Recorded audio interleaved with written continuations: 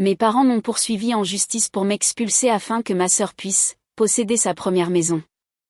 Mes parents m'ont poursuivi en justice pour m'expulser afin que ma sœur puisse posséder sa première maison.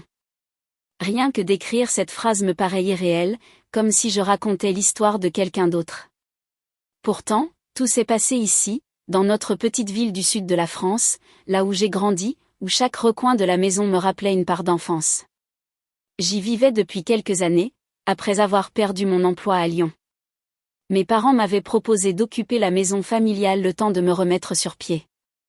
Je payais les factures, j'entretenais le jardin, je réparais la toiture. Je croyais leur rendre service. Je n'imaginais pas qu'ils voyaient cela comme une simple occupation temporaire, un arrangement sans valeur sentimentale.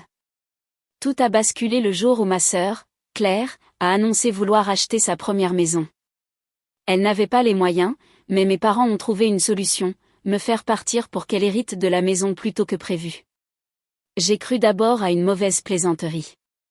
Puis j'ai reçu la lettre officielle, l'entête du tribunal, mon nom imprimé noir sur blanc.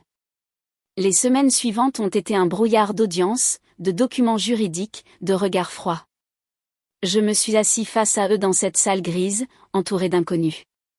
Ma mère évitait mon regard, mon père feuilletait nerveusement des papiers. Je me demandais comment ils pouvaient justifier une telle trahison devant un juge, au nom de l'équité familiale. Je me suis défendue du mieux que j'ai pu, mais la loi ne connaît ni tendresse ni souvenir. Le verdict a été rendu un vendredi pluvieux. J'avais 30 jours pour quitter la maison.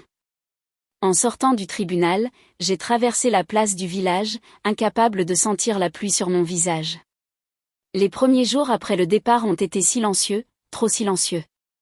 Je me suis installée dans un petit studio près de la gare. Chaque matin, je passais devant la maison de mes parents, désormais habitée par Claire.